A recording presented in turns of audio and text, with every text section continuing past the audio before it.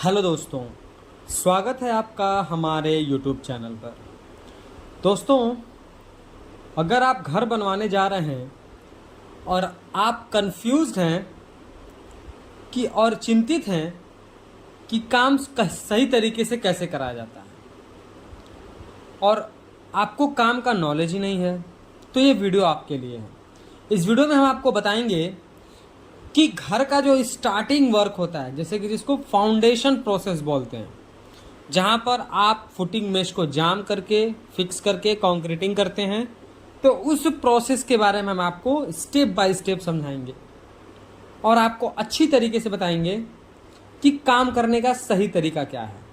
तो आप वीडियो को इन तक ज़रूर देखिए।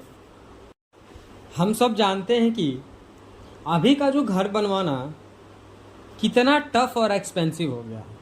एक्सपेंसिव क्यों? क्योंकि मटेरियल के जो भी रेट हैं वो टाइम के हिसाब से बढ़ते ही रहते हैं।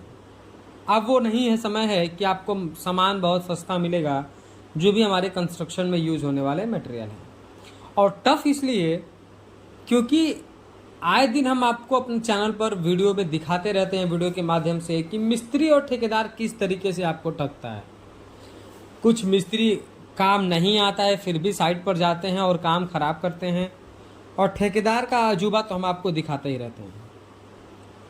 तो आज के इस वीडियो में आप कंप्लीट जान पाएंगे कंस्ट्रक्शन करने का सही तरीका, कि जो हमारा फाउंडेशन प्रोसेस है उसको सही तरीके से कैसे करते हैं। सबसे पहले जो भी आपको कंस्ट्रक्शन करना है उसकी आप एक पहले प्लानिंग कर लीजिए कि आपको G+1 बनाना है, G+2 बनाना है, रेसिडेंशियल आपका है, कॉमर्शियल है, और उसके बिहाफ पे आप इंजीनियर से एक ड्राइंग बनवाइए, या फिर आप सिविल इंजीनियर से बनवा सकते हैं, या फिर आप आर्किटेक्ट से भी बनवा सकते हैं। दोनों आपके लिए बेटर होगा। आप जब प्लान बनाएं तो अपने आवश्यकता अनुसार आप प्लान बनवा लें, और उसके बाद जब आपको साइट पर काम स्टार्ट करना है तो सबसे पहले आपको क्या करना होता है कि आपको लेआउट करना होता है। जैसे आपको वीडियो के माध्यम से दिखाया जा रहा है कि कुछ इस तरीके से साइट पर लेआउट किया जाता है। लेआउट करना किसको बोलते हैं? कि जो हमने ड्राइंग बनाई है उस ड्राइंग के हिसाब से हमारा कॉलम का पोजीशन कहाँ पर आ रहा है उसकी मार्किंग करते हैं, इसी को लेआउट करना बोलते हैं। कॉलम का सेंटर लाइन मार्किंग करना ही लेआउट कहलाता है। लेआउट में हम कॉलम के पोजीशन को इस्टेब्लिश करते हैं। जब हम मार्किंग कंप्लीट कर लेते हैं तो अगला हमारा प्रोसेस यानी सेकंड स्टेप हमारा होता है एक्सकावेशन प्रोसेस का।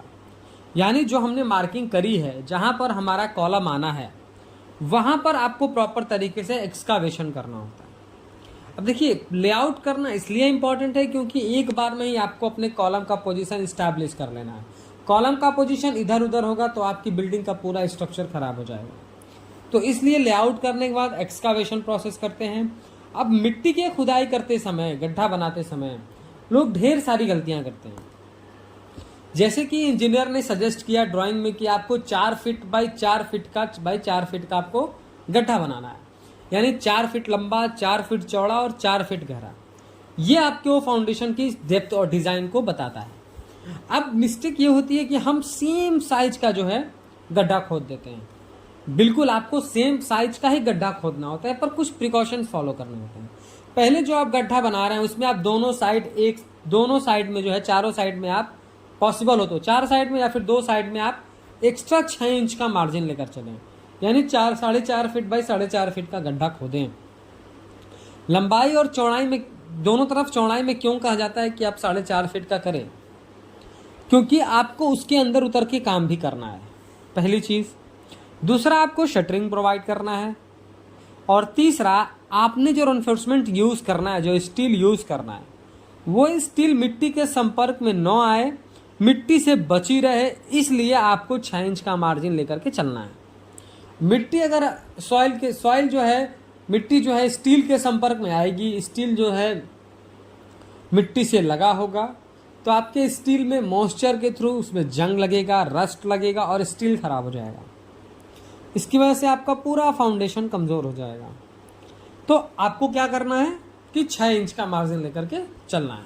अब हो गया आपका एक्सकावेशन प्रोसेस।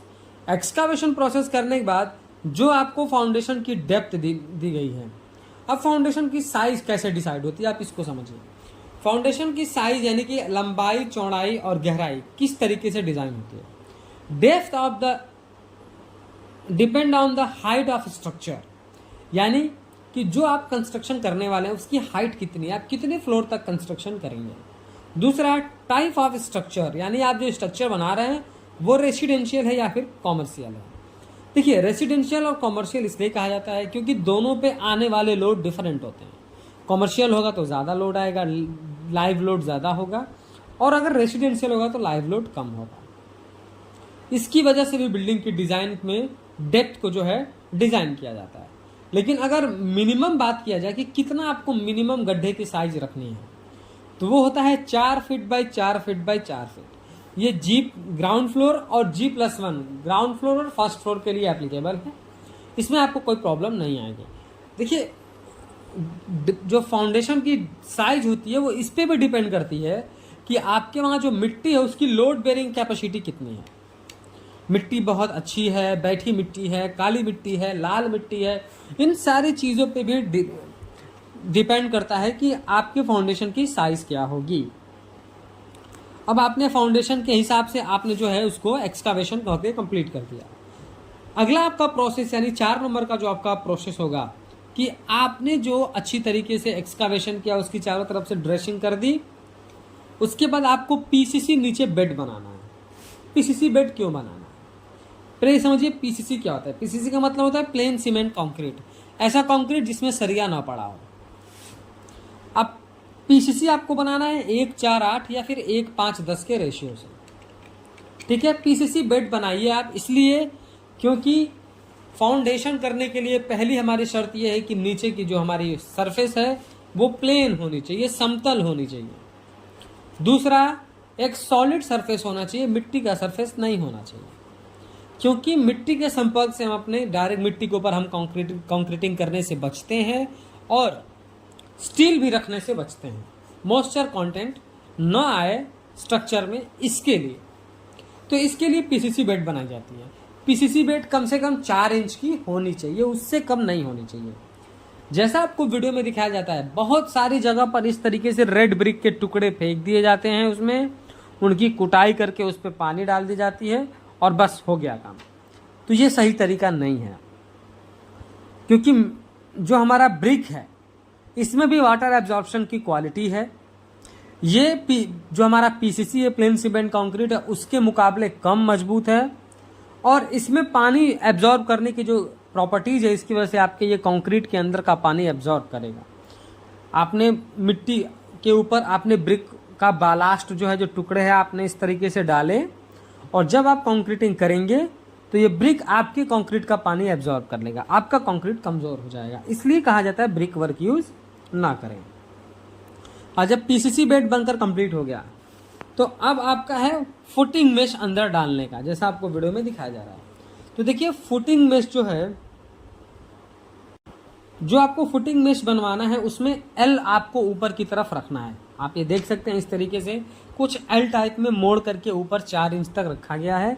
ये बहुत ही इंपॉर्टेंट है, भूकंप रोधी घर बनवा रहे हैं आपको, उसके लिए चारों तरफ ये एल मुड़ा होना चाहिए।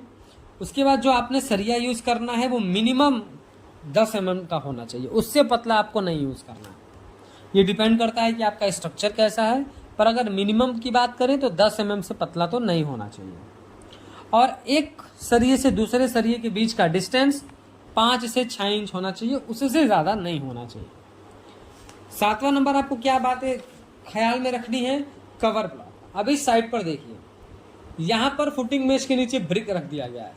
अब इस तरीके से समझिए कि जब कॉलम पर लोड आएगा तो वो सारा लोड जो है फुटिंग मेश को ट्रांसफर करेगा। फुटिंग मेश पर पूरे बिल्डिंग का लोड आएगा और आप फुटिंग मेश के नीचे कंक्रीट न रख के ब्रिक रखेंगे। ब्रिक आपके कंक्रीट के मुकाबले कमजोर है, जब लोड आएगा तो ब्रिक फूट जाएगा, टूट जाएगा, ब्रेक कर जाएगा, क्योंकि वो उतना लोड बियर नहीं कर सकता है जितना कंक्रीट बियर कर सकता है, और वहां से आपका स्ट्रक्चर फेल हो सकता है, आपका फुटिंग नीचे की तरफ धंस सकता है। तो इसलिए आपको कवर ब्लॉक यूज करना है कम से कम 40 mm का। आपको इस तरीके का रेड ब्रिक यूज नहीं करना है। 8वां नंबर क्या है कि देखिए बहुत साइडों पर देखा गया, यहाँ भी आप देख सकते हैं कि बिना शटरिंग प्रोवाइड किए बस ऐसे ही कंक्रीट फेंका जा रहा है। ऐसे नहीं करना, ये सही तरीका नहीं है। आपको प्रॉपर शटरिंग प्रोवाइड करके कम से कम 300 mm की हाइट तक कंक्रीटिंग करना है। तो कंक्रीटिंग आपको कितना करना है? कम से कम 300 mm हाइट तक, यानी कि 1 फीट तक आपको कम से कम कंक्रीटिंग करना है, मसाला आपको डालना है। तो ये हमारा 9 नंबर था। अब 10 नंबर हमारा ये है कि जब भी आप कंक्रीटिंग करें उससे पहले जिस तरह आपको वीडियो में दिखाया जा रहा है इस तरीके से मार्किंग कर लें, धागा बांध लें और उसकी हेल्प से अपने कॉलम के पोजीशन को स्टैब्लिश कर लें एकदम राइट लोकेशन पे, क्योंकि अब आपका कॉलम फिक्स होने जा रहा है अपने राइट पोजीशन पे। अगर आप गड़बड़ करेंगे तो आगे चल करके कॉलम में जॉगल मार देते हैं लोग, तो इस तरीके से आपको प्रॉब्लम फेस करनी पड़ सकती है। तो इससे अगर आप बचना चाहते हैं तो जो आपको प्रोसेस बताया गया है वही आप करें। उम्मीद करता हूं दोस्तों कि वीडियो पसंद आया हो। वीडियो पसंद आया है तो प्लीज़ वीडियो को लाइक कर दें, और अगर चैनल पर नए हैं, कंस्ट्रक्शन से रिलेटेड ऐसे ही इन्फॉर्मेटिव वीडियोज़ इन फ्यूचर देखना चाहते हैं तो प्लीज़ चैनल को सब्सक्राइब करके बेल नोटिफिकेशन को ऑल पर प्रेस कर दें। Thank you.